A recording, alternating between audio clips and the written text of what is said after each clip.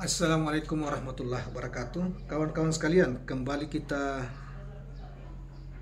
berjumpa di Jejak Semesta 65. Semoga kita semua dalam keadaan sehat walafiat ya, selalu dalam lindungan Tuhan Yang Maha Kuasa.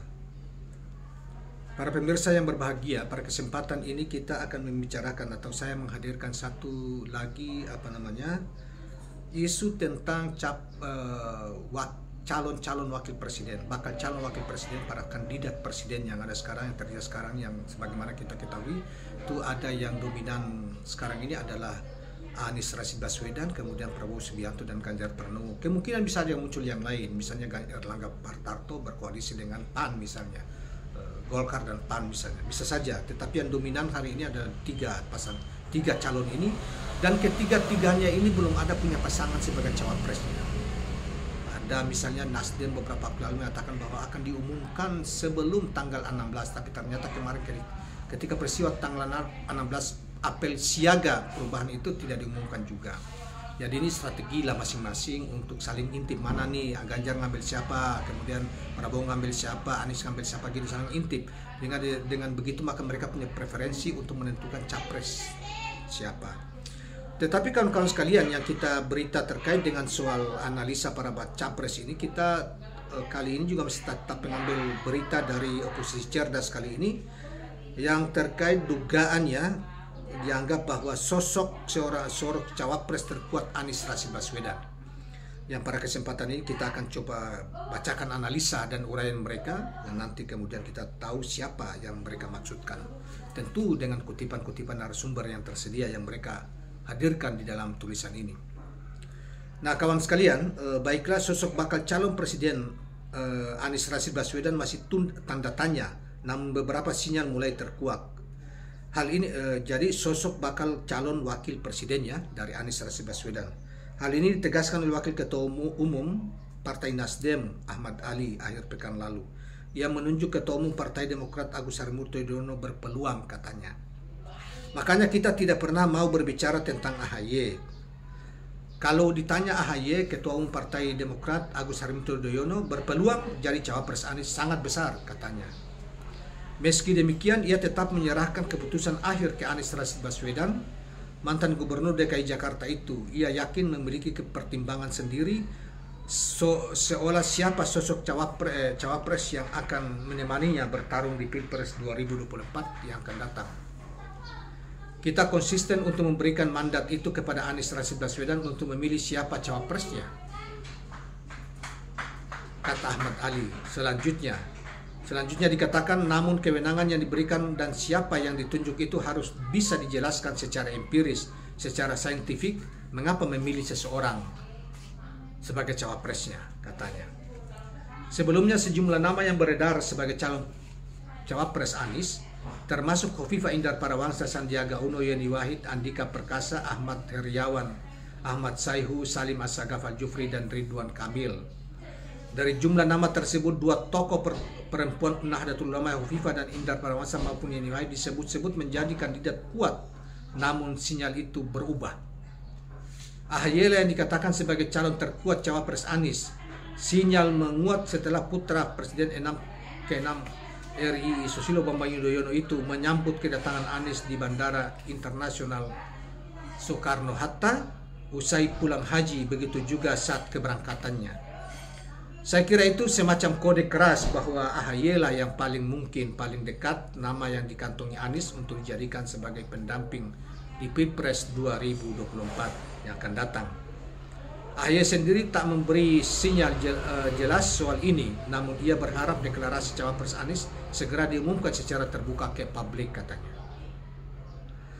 Berharap waktunya akan datang dan mudah-mudahan tidak terlalu lama, artinya segera bisa dideklarasikan secara terbuka kepada seluruh rakyat Indonesia.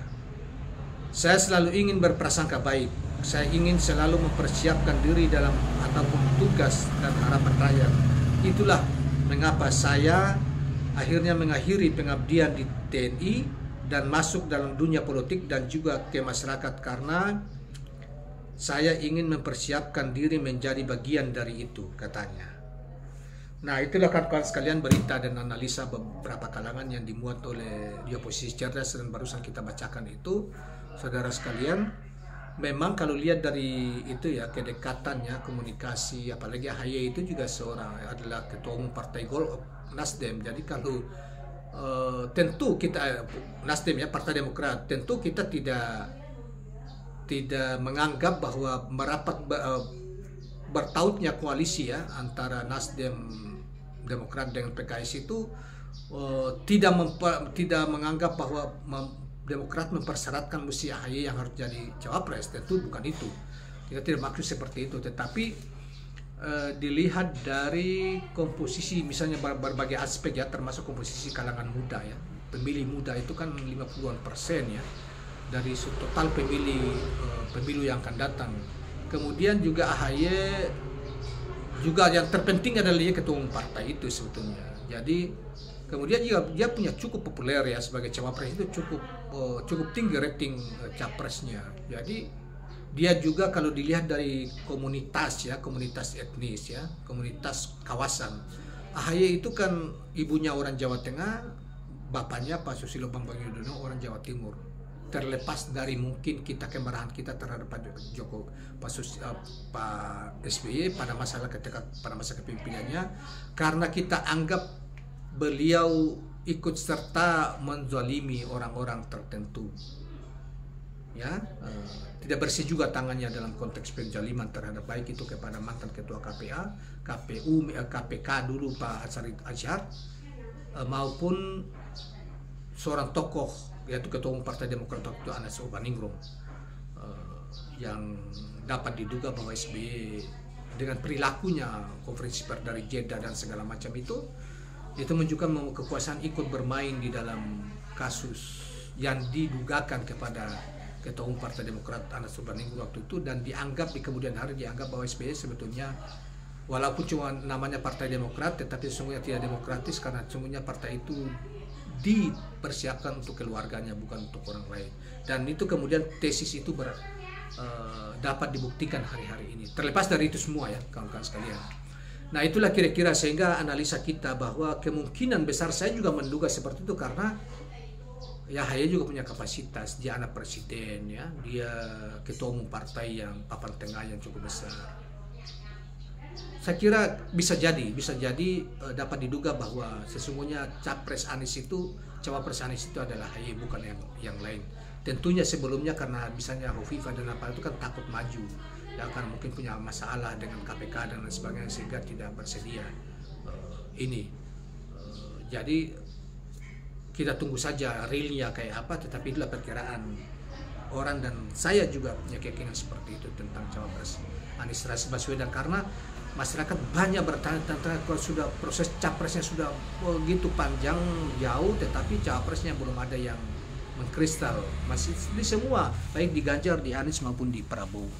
Nah, ini kan menarik kan kawan sekalian, dan kita diperlukan kesabaran kembali untuk mencermati perkembangan politik tentang masalah pencapresan para capres-capres yang ada ini. Terima kasih kawan-kawan sekalian, jangan lupa subscribe, like dan share channel ini. Assalamualaikum warahmatullahi wabarakatuh.